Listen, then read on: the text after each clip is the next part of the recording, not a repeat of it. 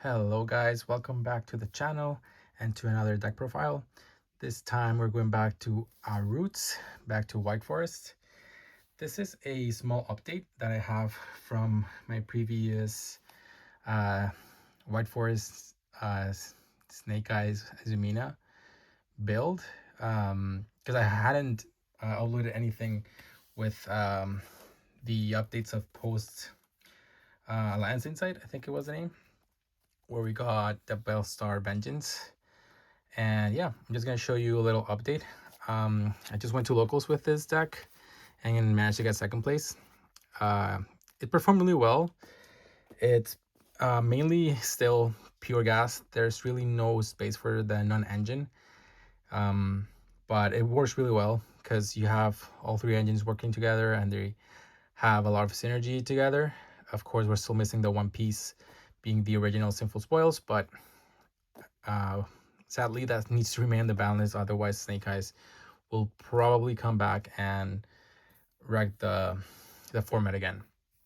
So yeah, let's go into it. For the White Forest package, I am playing the one as Stellar, the 3 LZ, of course, still one of the best starters.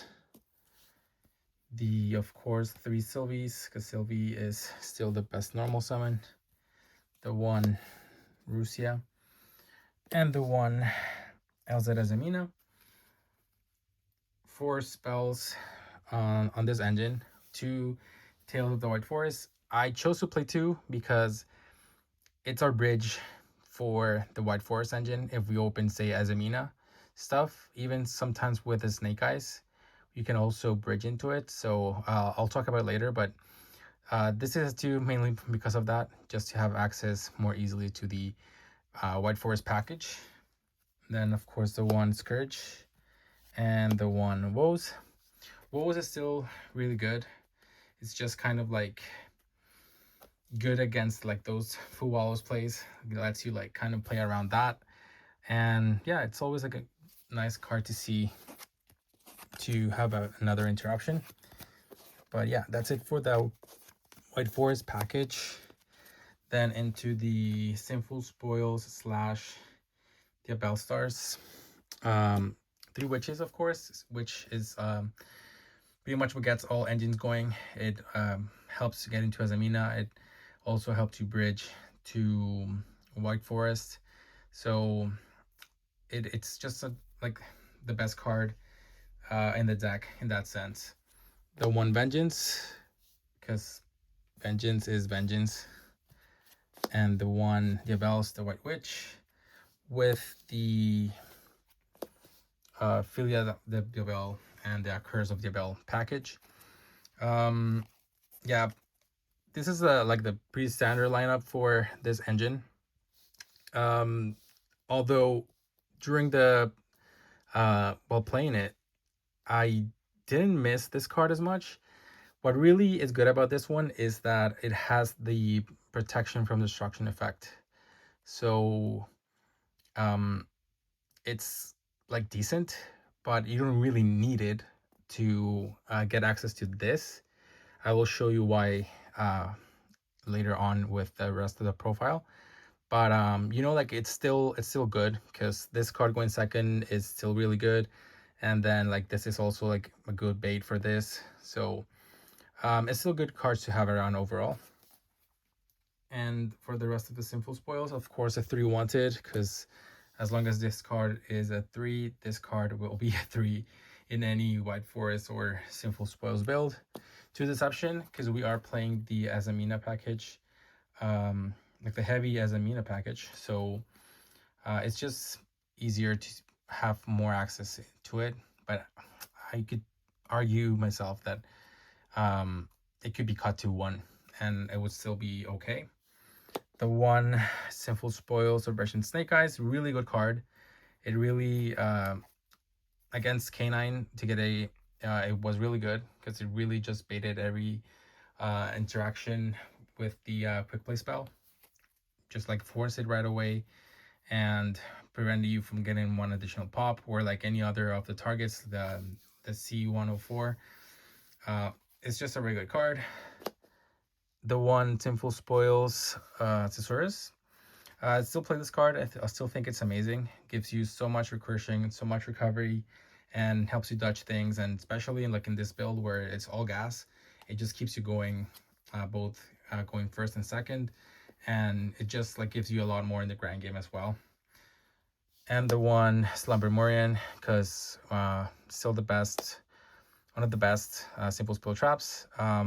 I will try to make space for the Sinful Spoils Betrayal, but for now, this is what I played, and I think it worked pretty well. But I am thinking of maybe adding one of the betrayals, because still it's a good card to negate. You do end up with a lot of Diabel monsters on field, so it's always good to see. Then for the Azamina package, I am playing the one Queen, 2 hollowed because just easier access to the fusion summonings. The one Debtors because it gives you a little bit more recursion for going second place, and defensive plays going first. Additional fusion and summoning in the opponent's turn, and then you can just banish it to revive one of your Azaminas. And the one Azamina Determination because you want to recycle all your Sinful Spoil cards so you can fusion summon again into whatever you need to keep going. And then here's for the Snake Eyes, the one Ash, the one Oak, the 2 Poplar, the one Flamberge, and the one Snake Eyes Diabel Star. So a little bit about this engine, on how it works on this deck. You don't really want to use Snake Eyes Ash as much as you would like, because we're not playing, we're not focusing on the Snake Eyes. You really want to play more the White Forest stuff or the Azamina, and then third Snake Eyes if it's really necessary. You can still push for game for these two. They're still really good cards, but your main core here is Poplar, because Poplar just recycles itself as a spell, which is wonderful for the White Forest engine. So it's just really good, and you also have multiple targets to search off of this.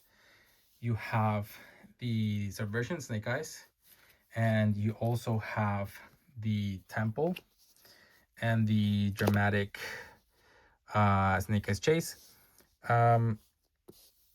So the Temple itself, it's really something you could cut. It just gives you access to Poplar and an additional spell for that sense, and also helps you get your Snake Eyes engine if you really need it to be. But again, you don't really access it too much. You're focusing more into the White Forest and Azamina. Snake Eyes is just as a backup slash support engine in this build. But it works really well because it also helps you bait interactions and hand traps and all that, because it's still a powerful engine at the end of the day.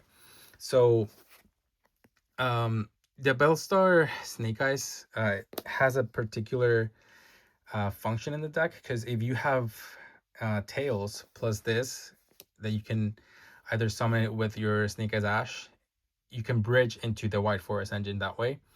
And having Poplar, you will still have a spell or trap to send for cost, so you can activate their effects. So it's very good. It's also good for removal, just in battle phase attack with this, and then you can set something in the back row. It just has the niche effect, and it's easy to recycle. Well, you have this in the back row, and then if you need to recycle your Poplar, then you can do that. So it really has that recursion constantly, and it's really good.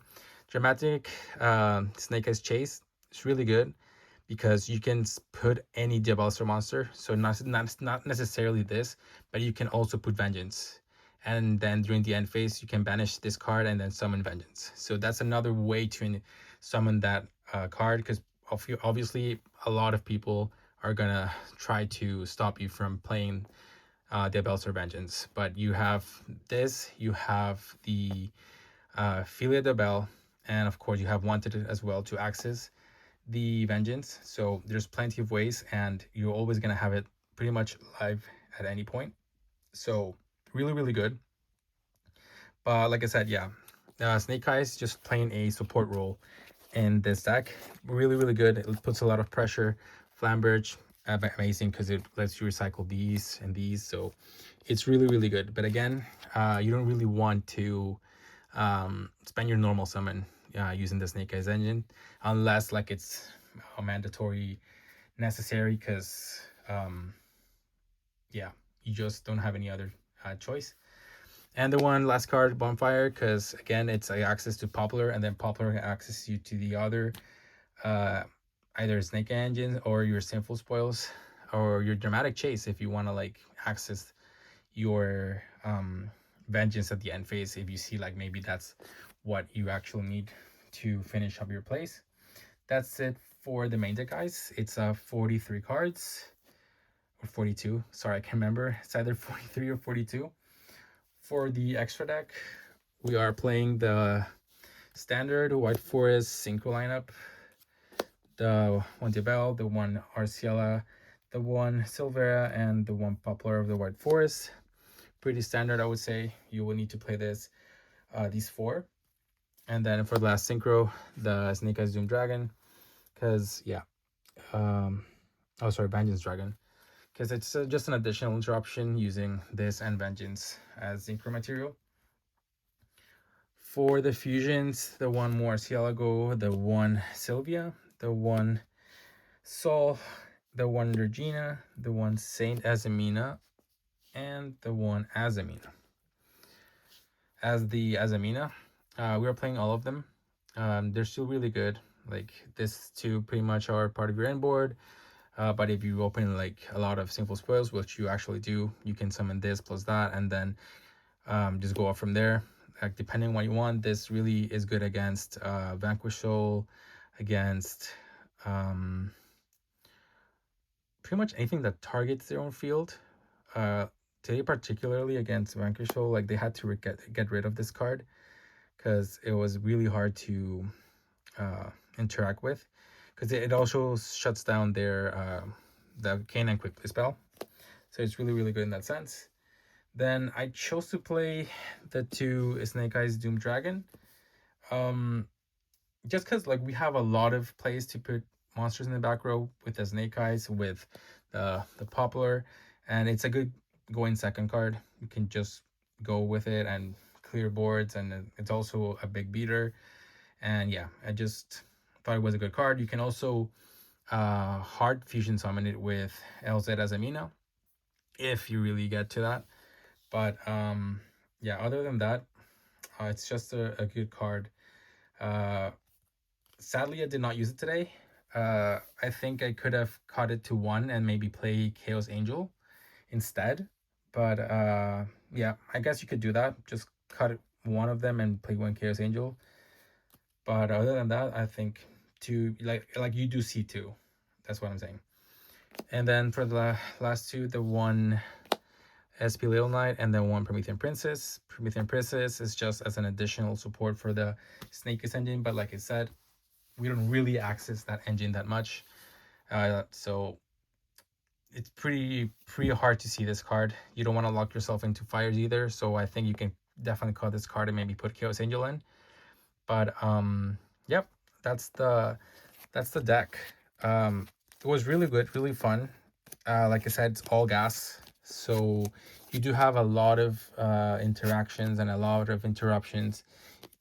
Even getting through interruptions is really, really good. Like usually, obviously, draw kills it, of course, but not necessarily if you have the right hand, because you could still pull up the Snake Eyes engine or the Azamina engine. So like it's really good in that sense. The only deck that I really fear a lot is Lunalight, because there's no way for this deck to really play effectively around the Liger Dancer. There are ways to win using the Saint Azamina, either by the reflecting no damage to your opponent, so you can just crash into it, or tributing their Liger Dancer. but it's hard to do that because they can still regeki your board at any point, so it's just not as consistent. So that's pretty much the only deck that I would say like it's really really like not really good. So for the side deck, there's 3 Fuwalos and 2 Drolls, the 1 Talent, the 1 Harpy's Feather Duster, the 2 Lightning Storm, 3 Evenly Match, and then due to that same fear against Lunalight, I do play 3 Non-Fusion Area. I did play it today against one at locals. Sadly, it wasn't enough because my hand was just um, not good enough to play around Droll and other cards. I think it was Fuwalos, I think.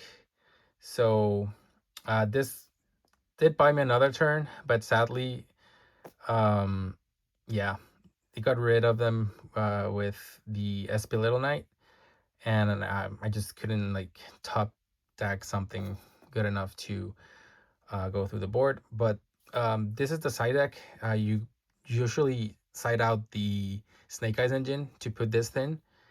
But yeah, that's it. This is, I think it's going to be a really good card for the next upcoming format. But yeah, the deck did really well. I honestly did not expect it to do as well, but it was really good. Well, yeah, that's it for this little update. I'll see if maybe I'll do some adjustments and try to play the deck again. It was really, really good. And yeah, thanks for watching, guys. I hope you enjoy this one.